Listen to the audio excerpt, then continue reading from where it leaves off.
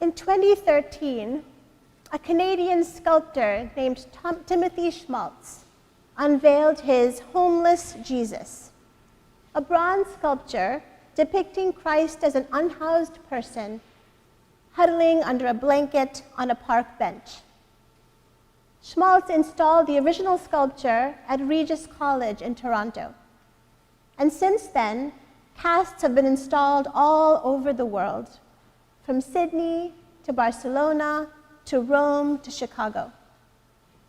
The sculpture is designed in such a way that Jesus' face and most of his body are obscured beneath a blanket. Only the crucifixion wounds on his exposed feet reveal his identity. A devout Catholic, Schmaltz describes the sculpture as a visual translation of the gospel reading we just heard, in which Jesus identifies himself with the hungry, the thirsty, the stranger, the naked, the sick, and the prisoner. Not surprisingly, reactions to the sculpture vary. Some people find it deeply offensive. Some feel that it demeans their neighborhoods. Others adore it so much they sit and pray by it. Pope Francis has blessed it. And in more than one American city, people have called the police within minutes of the sculpture's installation, assuming that the figure beneath the blanket is a real, unhoused person. Today we celebrate Reign of Christ, or Christ the King Sunday, a liturgical hinge between the long season after Pentecost and the beginning of Advent. We pause today to reflect on the meaning of Christ's reign over the church, the world, and our lives. What does his rule look like? What might it mean to live and thrive in his kingdom? I know that right from the get-go, some of us have serious questions or concerns about using the language of kingship to talk about the life of faith. After all, we live in a nation founded on the rejection of a monarchy. Isn't kingship too obsolete, too colonialist a metaphor to describe our relationship with the divine? Why can't we just call Jesus our friend, our teacher, our role model? Why call him a king at all? I wonder if the Spirit, working through the writers of our sacred texts, offers us the language of kingship because she understands something true and deeply consequential about us human beings. We are kingmakers. It's what we do. We find things, or people, or ideas, or ideologies to worship, honor, and reverence. We do this without even thinking about it. It's almost as natural to us as breathing. We do it with athletes and movie stars, political platforms and pundits. We do it at football games and rock concerts, at car dealerships and shopping malls. Increasingly, we do it with those little gadgets we hold in our hands and manipulate with our thumbs, allowing these compact miracles of technology to capture our attention for hours every day. Whether we admit it or not, whether we like it or not, we are always bowing to something, flocking to objects of devotion, paying exquisite attention to things that draw our gaze and elicit our respect, ascribing greatness to people, places, ideas, and objects outside of ourselves. This is why the language of kingship is important, not because Jesus is a narcissist who needs and demands our adoration, but because he knows that our worship and admiration make us who we are. As Richard Rohr puts it, we have to choose our sovereigns wisely, because we will become the God we worship. We'll always become the king we serve. Christ the King Sunday is actually a recent addition to our Western Christian calendar. In 1925, in the wake of all the devastation of World War I, Pope Pius XI instituted this new feast day for the Church. He did so hoping that an intentional focus on Jesus' kingship might direct humanity away from other, more harmful objects of worship and adulation, away from militarism, nationalism, consumerism, secularism, and all forms of exploitation and injustice. The question he wanted the church to ponder was a simple one. If Jesus is king, then who or what is not? I very much respect the Pope's vision, but as you all well know, it has not yet been realized. Nearly 100 years after he instituted this feast day, we still find ourselves living in cultural, national, and global kingdoms quite different from the one we read about today in Matthew's Gospel. Kingdoms that prefer and prioritize domination, supremacy, triumphalism, and greatness. Kingdoms that love the loud, the muscular, the aggressive, and the exclusive. Kingdoms that simply cannot fathom a king who would enter humanity as the vulnerable infant son of a peasant girl, a king whose greatest displays of power included riding on a donkey, washing dirty feet, hanging on a cross, and frying fish on a beach for his agnostic friends. A king who appears to us here and now, behind prison bars, in a hospital bed, at a soup kitchen, or huddled on a park bench beneath a dingy blanket. Perhaps we have trouble grasping this paradox too. Given the power and pageantry we typically associate with kings, it would make so much more sense for this morning's lectionary to give us readings that sound more, well, kingly. Something gorgeous from the book of Revelation, perhaps, about Jesus decked out in splendid robes and a jeweled crown. Or something majestic from the prophet Isaiah. A son will be given to us and the government will rest upon his shoulders. Or at the very least, a shiny moment from the Gospels. Jesus transfigured on the mountaintop. Jesus raising Lazarus from the dead. Jesus emerging from the waters of baptism, God's voice of approval and blessing thundering in his ears. But no. The royalty Jesus describes in Matthew's Gospel is of another order entirely. It is sick Jesus, imprisoned Jesus, hungry Jesus, unhoused Jesus.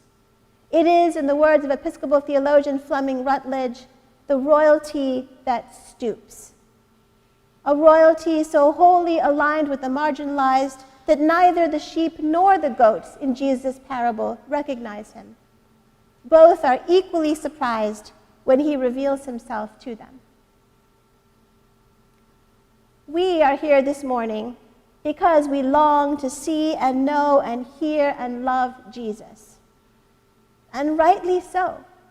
It is a good and beautiful thing to pray together in this sacred space for an experience of Jesus' presence.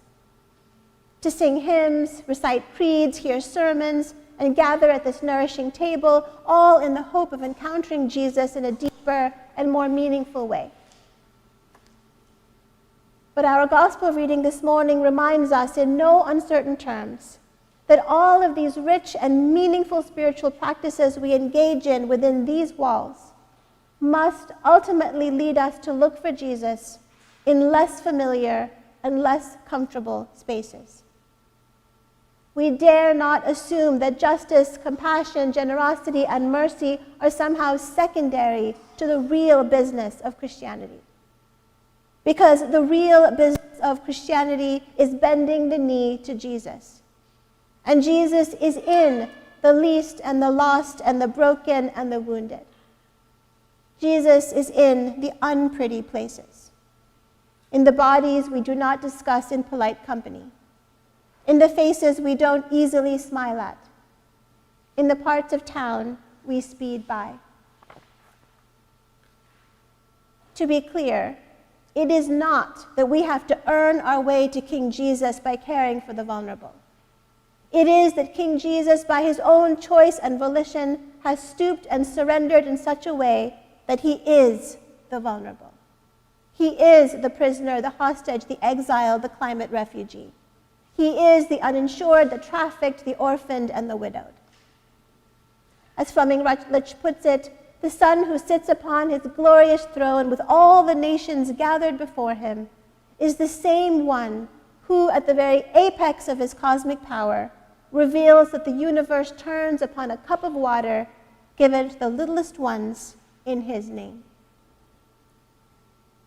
Any compassion we extend to these, the world's most vulnerable, we extend to Jesus. And any compassion we withhold from these, the world's most vulnerable, we withhold from Jesus. Which brings us to the harsh language at the end of Jesus' parable, the language of judgment and separation, grief and eternal fire. What are we supposed to do with such a frightening description of kingship? Methodist minister Ginger Gaines Sorelli frames this language in a way that makes sense to me. So I'd like to offer it to you. Try this on and see how it resonates. My conviction, she writes, is that the violence in this parable is more descriptive than prescriptive. When I think of my own life and the places that unloving choices have led me, when I think of the consequences of unjust, discriminatory, and greedy laws and policies upon whole groups of people and upon our planet, when I think of the ways that whole societies can get lured into supporting socioeconomic and political systems that literally kill other people, I cannot help but conclude that weeping, gnashing of teeth, darkness, and fire are simply what follow in the wake of human sin. Not because God is punishing us, but because human beings have not heeded God's call to wake up, to pay attention, to care, to forgive, and to love. It is this call that I hear in our parable today, a call to shake off the distractions that keep us from seeing the needs of others, the injustice of our systems, the destruction of our choices. In other words, our decisions have consequences. Our actions and inactions help create the kind of world we will experience. It really, really matters what kind of king we enthrone. That said, this teaching of Jesus's is still hard. And I would be lying to all of you if I said I don't struggle with it, because I do. I struggle not to turn away when Jesus shows up in guises that make me uncomfortable. So I have to ask myself over and over again, what am I afraid of? My inadequacy, my ignorance, my clumsiness, my own vulnerability? Jesuit theologian James Keaton defines mercy as the willingness to enter into the chaos of others. The willingness to enter into the chaos of others. Is that what I'm afraid of? Other people's chaos? The thing is, it is okay to be afraid. It is okay to have questions. It is okay to encounter the huddled figure on the park bench and genuinely not know what to do. What matters is that we show up anyway, as best we can, and tell our King the truth, that we are here but scared, that we don't always know how to begin, that we'll never be able to do this work alone, that we long to move through the world with compassion, but sometimes find compassion risky and messy and convoluted, that the possibility of failure paralyzes us, that we have other sovereigns we have grown accustomed to revering, and those are hard to relinquish. That perhaps we have not even reached a point where we want Jesus' bewildering version of kingship. That we need help. What matters is that we come as we are into the presence of the King who will never abandon us, a King whose grace is sufficient for our weaknesses, a King who already knows all of our fears and loves us fully in the midst of them. What matters is that ultimately this is God's work, so that even if we don't see the impacts of our tiny and imperfect gestures of love, God does.